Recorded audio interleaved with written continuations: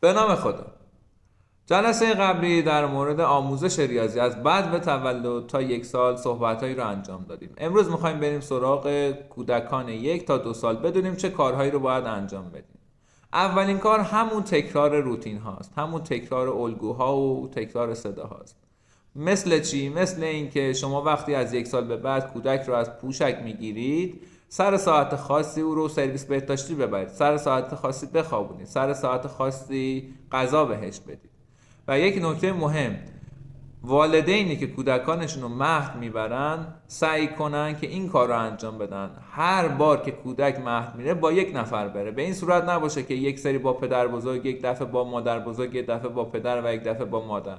این هیچ روتینی در ذهن کودک ایجاد نمیکنه. هر سری با 1 نفر بره، یا با پدر یا با مادر، تا یک روتین خاص در ذهن کودک ایجاد بشه. مورد دوم، تطابق شکل هاست، گردی با گردی، سه گوش با سه گوش. مورد بعدی، تکرار اعداد. مثلا میتونید برای کودک بخونید 1 2 3 5، همچین اعدادی برای کودک تکرار کنید و از کودک بخواید که مثلا چند سالشه کودک فقط با دستش نشون بده که یک درکی از عدد پیدا کنه. مورد بعدی، درک اندازه و مقایسه. مثلا اینکه زیر عقب سریعتر میره، پایین بالاست. و مورد آخر که خیلی مهمه، کشف اندازه است. کشف اندازه چرا انقدر مهمه؟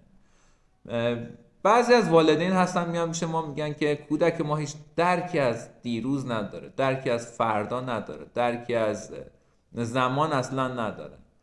اولین سوالی که من ازشون میپرسم اینه که کودک شما چقدر با وسایل اندازه‌گیری کار کرده، چقدر آب بازی کرده، در آب بازیش چقدر از وسایل مختلف استفاده کرده.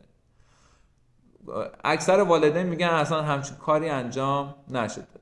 راهش چیه؟ راه درمانش چیه؟ من به والدین میگم که اگر کودک شما درکی از زمان نداره، شما این کار رو انجام بدید. مثلا 1 هفته فقط مفهوم قبل رو به کودک آموزش بدید، نه اینکه 2 تا مفهوم، فقط 1 مفهوم. مثلا اینکه قبل از اینکه بخوای بری بیرون لباس بپوش، قبل از اینکه بیای سر سفره بشینی دستاتو بشور، قبل از اینکه وارد جایی بشی سلام بده، قبل از اینکه بخوای ورود کنی به جایی باید در بزنی. این مفهوم رو تا 1 هفته و روزی حداقل 20 مورد به کودک آموزش بدید تا درک از زمان پیدا کنه.